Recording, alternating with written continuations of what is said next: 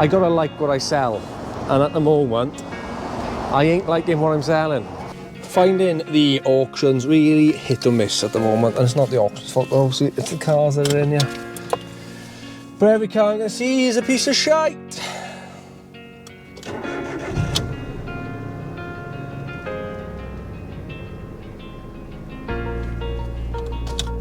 No. Have you ever seen a set of seats as bad as this? Look at them. So, let's have a look at changing this up. Sorry if it's a horrific angle, I didn't think about that. Might get my double chin in. We are seriously struggling to get decent stock at the moment, and then in this video I'm going to show you the issues a small dealer like me is facing when some of these prices are just bonkers. But firstly, we'll have a look at the stock that I've got in at the moment, some of the cars that have come in, or vans. I may as well just turn into a transporter dealer with the amount of vans that I've got at the moment. So let's take you through some of these that we've got. So you can see this shambolic parking half in my bay of a transporter that we've recently picked up. Now this is only local lad put it up. Needs quite a bit of work, which I'll show you.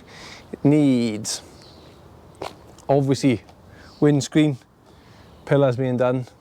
Have you ever seen a set of seats as bad as this? Look at them. They are a mess. When I drove it back home, I literally just was full of them red little bits. Quite high mileage, to be honest, 180.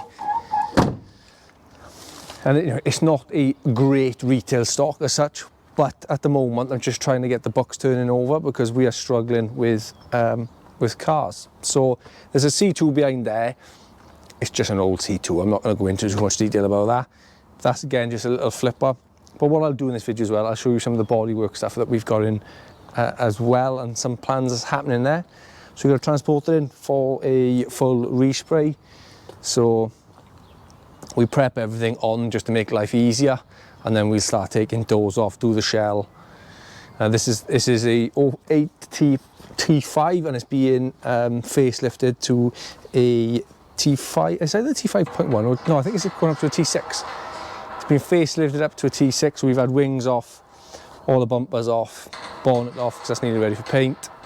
So yeah, we prep everything on and then take it all off. This is a recent acquisition, the Paintworks body van. So basically it's a smart repair van. I think it's locked now, otherwise I would show you. It's a smart repair van that we've bought all the equipment inside. We are getting this fully wrapped. Again, I'll show you the designs of that.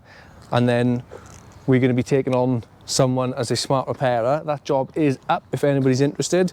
We have a lot of trade work, and I don't normally get involved in it because with the costs of the unit, it's not worth it. So this is going to be doing some retail work, some trade work. So if you're interested, send us a message on that. We all remember the shit box. This thing caught itself on fire. So that is definitely a piece of shit that we are not selling. I was moving it from an old unit, the one up the road, and it literally run by the battery feed, started smoking, and there's a little fire. It was only that big, but I was like, that's going to the scrap man, he can have that. Not worth the hassle.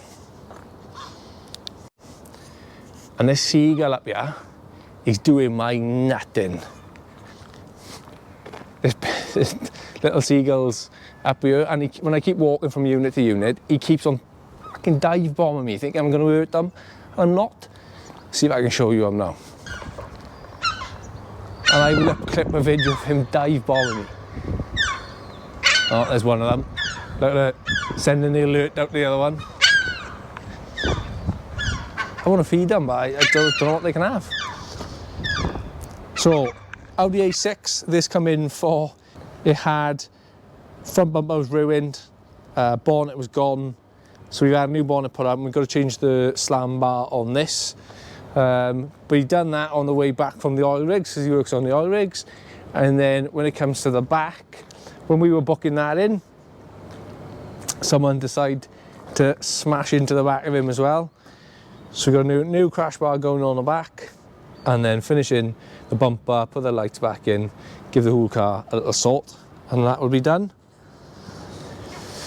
Some of you might remember this. This was the caddy from the old unit that was in bits.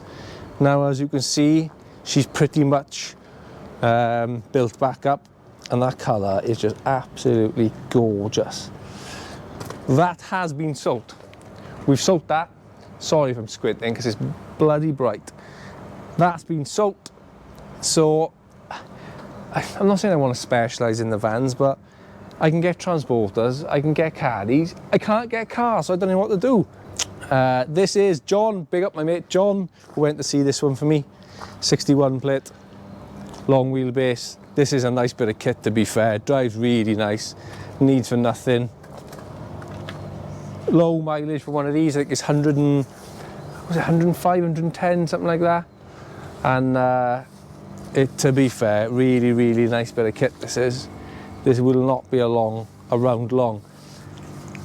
I have had some inquiries on this, but a lot of people are going like, can you drop the VAT? I understand, but I can't. I paid the VAT on there, so I've got to put the VAT on when I sell it, otherwise I lose it. So that's a bit of an update. We've got a 4 Series in there, which I think is locked. Yeah, there's a 4 Series in there, which I'll try and show you. I'll take some photos, some images tomorrow. That's just a little smart repair. So that is an update on cars and vans that are here. As I said, at the moment we got 1, 2, 3. That's a customer's transporter. That's not mine. So we've got the caddy and the transporter. We've got the 3rd transporter, 4 transporters. Seems like I may as well just deal in transporters at the moment because we've technically got 5. So, and I'll explain to you guys why this is, because I am struggling massively to buy cars. Like, with margins that are, I was bidding on a Nissan Duke Nismo, really nice bit of kit, and the retail price was 5,100, and I could sometimes retail price in Auto Trader is not true. It is just there as a guide, but then if you do your research and have a look at these prices, I could get them for 5,300, 5,400, all the way to that. That's with warranty, fully been prepped, everything. I'll tell you about this one as well now. And it's sold for 4,100 plus the fees. You've got to go and pick it up, you've got to prep it, you've got to get it ready. You know, you'd be left with, take your VAT out of it, you'd be literally left with 400 or 500 quid, and you're hoping over the next 6 months nothing goes wrong. It's simply not worth it. I am thinking, because I can't prep my own cars, I have got to change from the lower end market. I've got to go up probably to the £5,000 or £6,000 as a minimum, or do the vans. Because when you're starting, unless you, I don't mean this nasty, and I know it's going to piss some people off, and it's not always the case, but unless you sell a piece of shit, it's hard these days to make money. And I know that's quite controversial, but if you've got a mechanic in, you can do it. That's no problem at all. But when I'm averaging £700, £800, and some of that's going to be the fault of me buying the car, but when you're struggling to get cars in, you kind of, but I just try and buy what you can. And in the other unit, we've got this Taycan 4S in, really nice bit of kit. This is fully electric.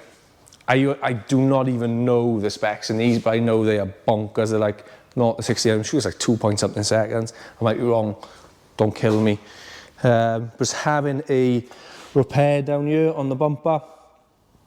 So unfortunately, the lady who owns this decided to test how strong it is against the wall. The wall won, and I'm fixing it. So I put a few staples in there just to hold it. I don't like leaving staples on there when you're doing a plastic repair, because from experience what happens is the metal will flex at different rates to the rubber of the bumper, and then the crack will reappear. So what I like to do is put the staples in, then fuse it, staples out, refuse it again, and then normally it's good to go.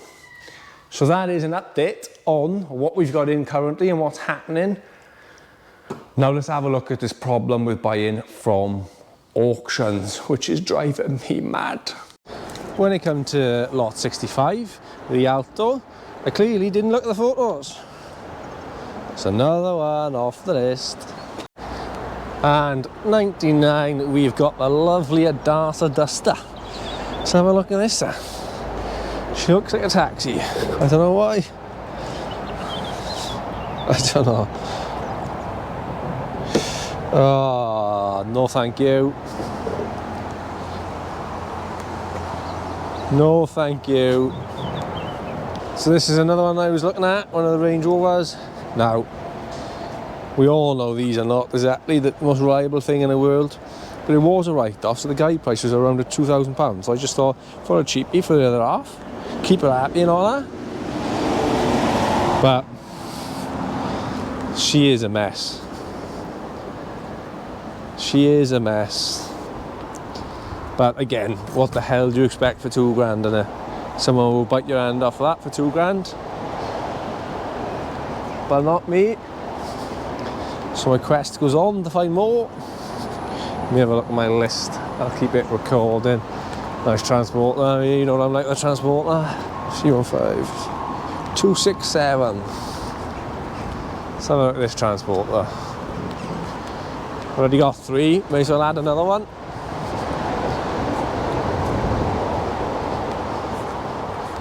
$58, gonna take a photo of that.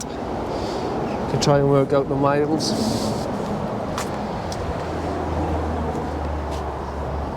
Tidy seats, basic model, nothing inside. 106, low miles. Might have to come back for that. Yeah, absolutely nothing here stock wise. For me again, I think I'm going to have to change my stock profile, because for these cheap cars, I don't know. Personally, I just think they're too cheap, as in, that I gotta like what I sell, and at the moment, I ain't liking what I'm selling. So, and maybe it's because obviously with the trade that I do, I'm not happy with that, but yeah, I think I'm gonna have to make some changes, because this is just a waste of time. And I need to make more money, not less. And this is wasting my time. So let's have a look at changing this up. Sorry if it's a horrific angle, I didn't think about that. Might get my double chin in.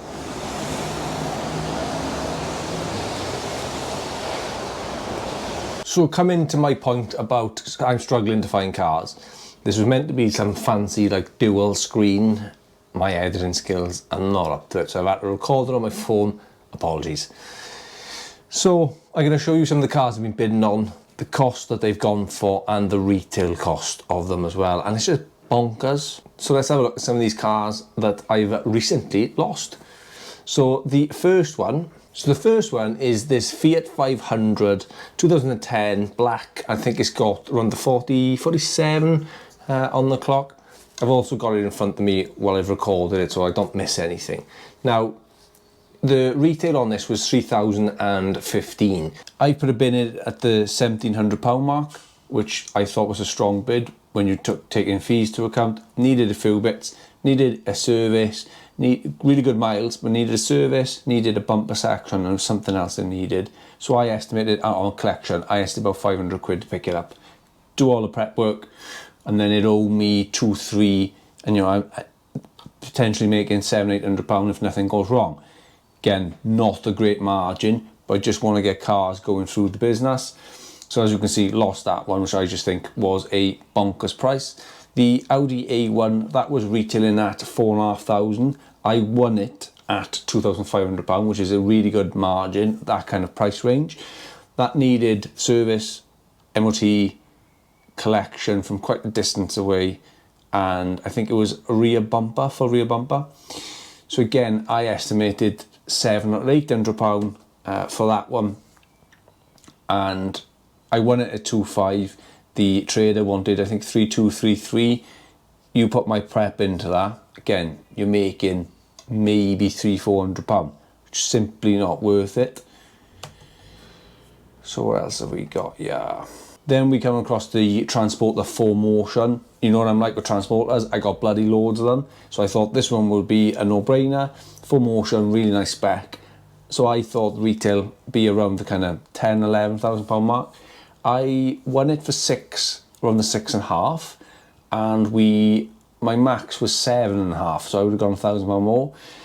But the trader wanted £9,000. Again, there's £1,000 in it. By the time you prep it, it simply ain't worth it again. And I'm having this time and time again. It's not just me, this is every trader out there. They are going through the same at the moment. I don't know if people are making their money from packages, like through the finance on them side, because they ain't making it through what they buy it and what they sell it for. And again, you've got this Chevrolet Spark, really good condition, low mileage, 1 litre car, perfect retail stock for a run by me.